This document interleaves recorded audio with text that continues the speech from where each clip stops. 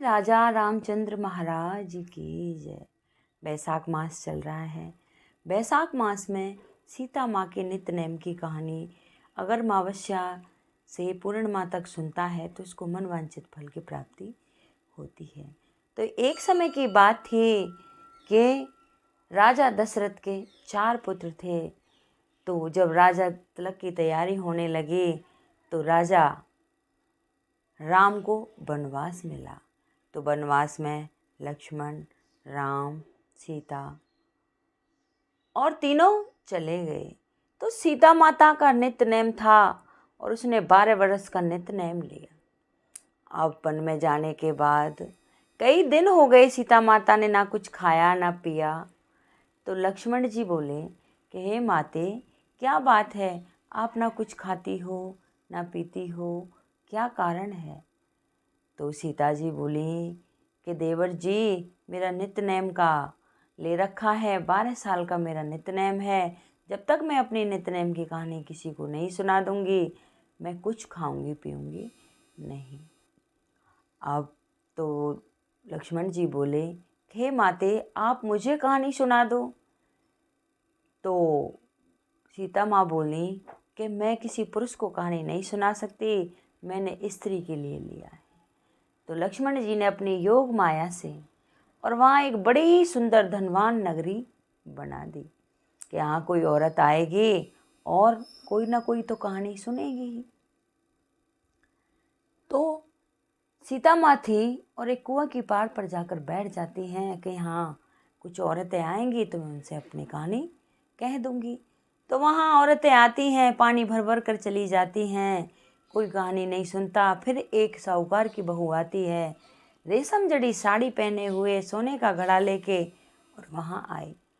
और सीता माँ बोली, अरे बहन, तू मेरी कहानी सुन ले, और मैंने 12 साल का नित्य नेम ले रखा है, तू मेरी कहानी सुन लेगी तो मुझ पर बड़ी कृपा होगी।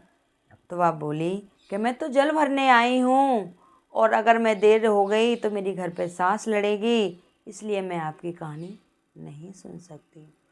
अब जैसे ही साहूकार की बहू घर पहुँची, रेशम जड़ी साड़ी फट गई और जो सोने का घड़ा था वो मिट्टी का हो गया।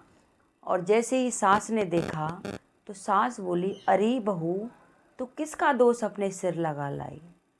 तो वह बोली कि मैं किसी का दोष नहीं लगा के लाई, मैंने वहाँ एक औरत बैठी थी, वो कह रही थी कि मेरी नित्य नेम की कहानी सुन ले। मैंने उसके नित्य नेम की कहानी नहीं सुनी और मेरा ये हाल हो गया। तो जो सास थी वह बोली, कोई बात नहीं, वह यह साड़ी उतार दे। वही साड़ी पहनकर और वही घड़ा लेकर सासू माँ वहाँ पहुँचती है। तो वहीं सीता माँ बैठी होती है। सीता माँ बैठी होती है तो सीता माँ कहती है कि अरे बहन, तू मेरी कहानी सुन ले। तो बोली कि ज़रूर सुनूंगी, आप सुनाओ, मैं नित्य नेम की कहानी ज़रूर सुनूंगी। सीता राम माँ ने कहानी कहना स्टार्ट किया। आओ राम बैठो राम, सूत के पड़का पोड़ो राम, उठो राम बैठो, जब बोलो जब राम ही राम। आरी वारी सोने की केवारी, बामे बैठो विंध्या को देवता, खेती करे न वंजू की धार, विद्या केवल बैठो ही कार। श्री कृष्ण को कंधा दियो, पोतिया की धोती पहरवो की दियो, जमुना गंगा को नहावो दियो, सुरईगीन को घी दियो, बाल गोपाल खिलवे को दियो, 5 शेर के 5 लड्डू, ठाकुर जी को भोग लगइयो, झूठो कूटो हमको दियो, हर के नाम हर बसे ऊपर बसे अनंत, रामचंद्र रक्षा करें चौकी पे हनुमंत। अब तो सीता माँ ने नित्य नेम की कहानी की। फटी साड़ी सुंदर बन गई, रेशम जड़ी हो गई और जो मिट्टी का घड़ा था वो सोने का हो गया। और वो कहने लगी कि बहन चिंता मत कर, तेरी कहानी मैं रोज़ सुनने आया करूँगी। अब जैसे ही घर पहुँची, बहू ने देखा कि अरे ये तो वही मटका हो गया। सासू माँ क्या कि तू तो पाप चढ़ा के आई, तू तो कहानी सुनी नहीं, तूने सीता माँ की मैंने कहानी सुन ली, इससे मेरे सारे और जो भंडारे भर गए। अब तो वह रोज जाती, सीता माँ की कहानी सुनती। अब तो उसके घर में दिन दूनी रात चौगनी होने लगी एक पड़ोसन बोली कि बहन, तू कहाँ जाती है और क्या करती है? तेरी तो दिन दूनी रात चौगुनी होती है। कि बहन, वहाँ एक औरत मिलती है और वो नित्य नेम की कहानी कहती है और मैं उससे कहानी सुनती हूँ। कि बहन, मेरे भी धन नहीं है और तू ये कहानी मुझको भी सुना दे। कि बहन ज़रूर। तो एक जल का लोटा भरा, उसमें थोड़े से चावल डाले, चीनी डाले, घी का दीपक जलाया और नित्य नेम की कहानी शुरू की।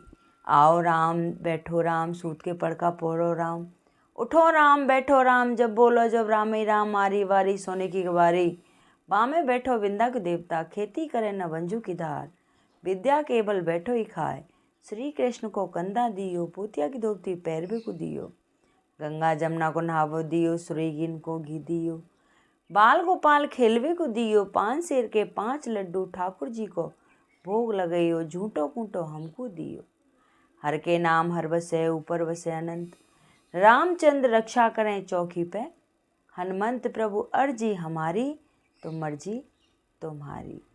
अब तो वो भी यही नित्य की कहानी सुनने लग गई।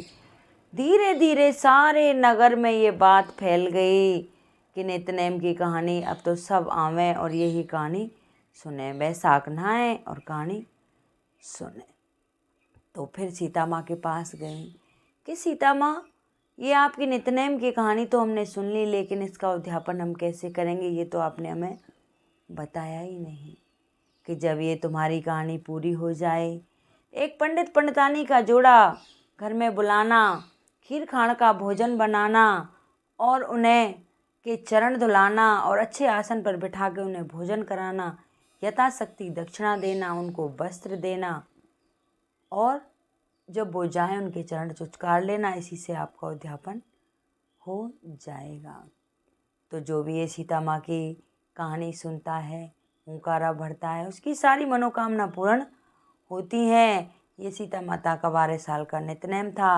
अगर किसी को अच्छा लगा हो तो कृपया लाइक सब्सक्राइब करें, कमेंट में लिखकर जय सीता माँ की ज़रूर बोलें।